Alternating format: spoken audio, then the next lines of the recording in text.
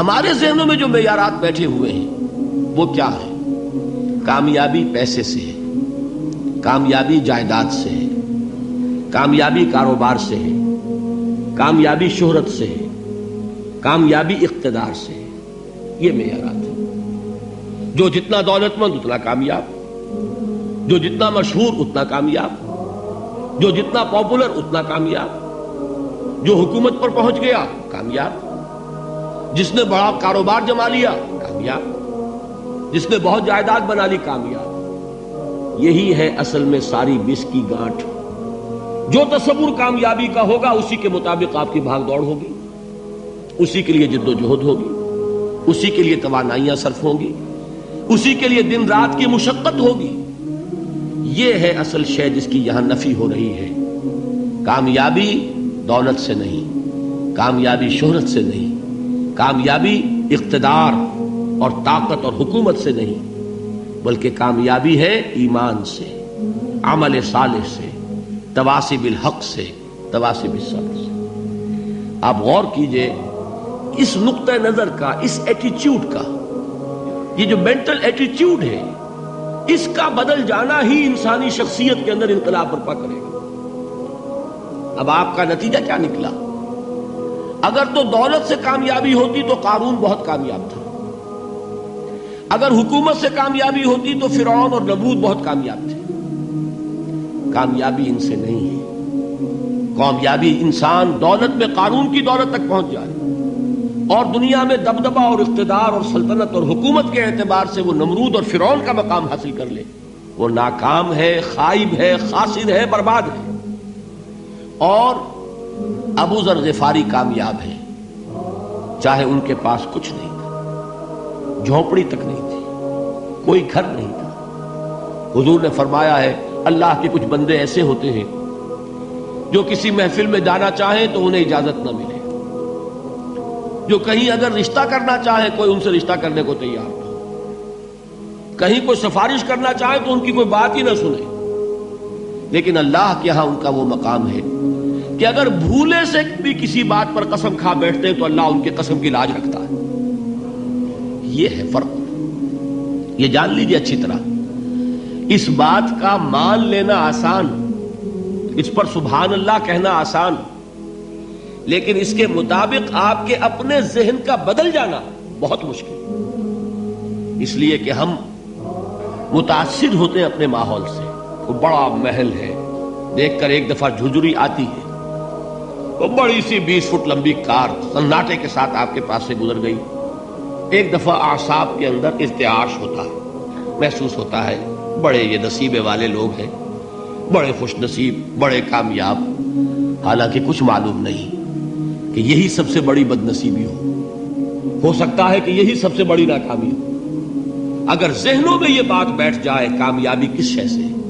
یہی وجہ دیکھیے قرآن مجید میں بارہا آپ دیکھیں اولئک هم المفلحون، یہ ہے لوگ کامیاب ہونے والے.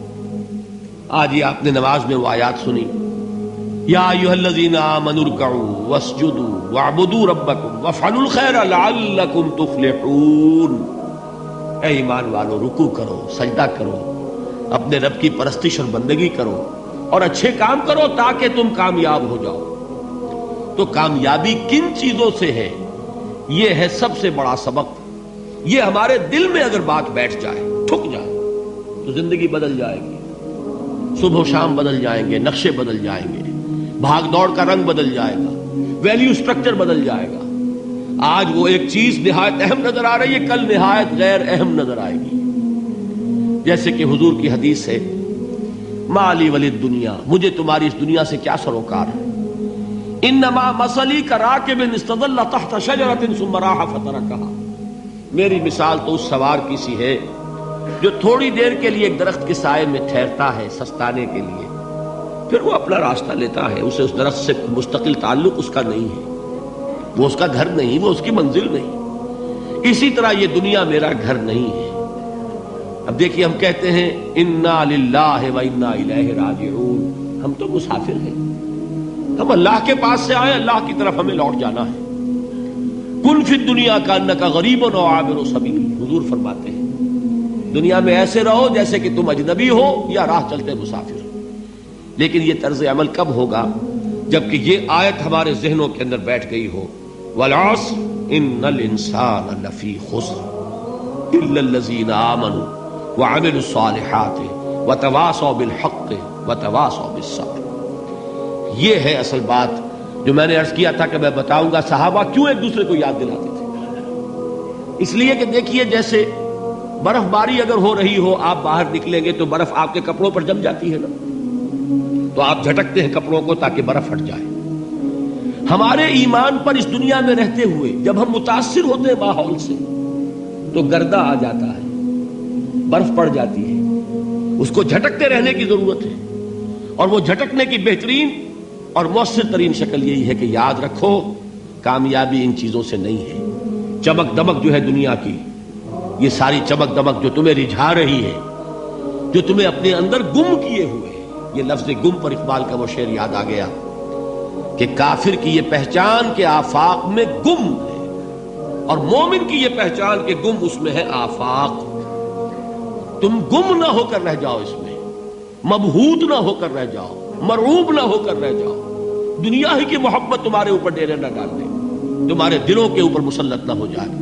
لہذا تازہ کرتے رہا کرو، والعصر ان الانسان لفی خسر الا الذین آمنوا وعملوا الصالحات وتواصوا بالحق وتواصوا بالصبر۔ پھر یاد کر لو، پھر تازہ کر لو اپنے اس یقین کو کہ کامیابی دولت سے نہیں، کامیابی ثروت سے نہیں، کامیابی اقتدار سے نہیں، کامیابی شہرت سے نہیں، کامیابی جائیداد سے نہیں، کامیابی ہے ایمان سے، کامیابی ہے عمل صالح سے، کامیابی ہے تواصی بالحق سے، کامیابی ہے تواصی بالصبر سے۔ یہ چار چیزیں ہیں کہ جو کامیابی کے لوازم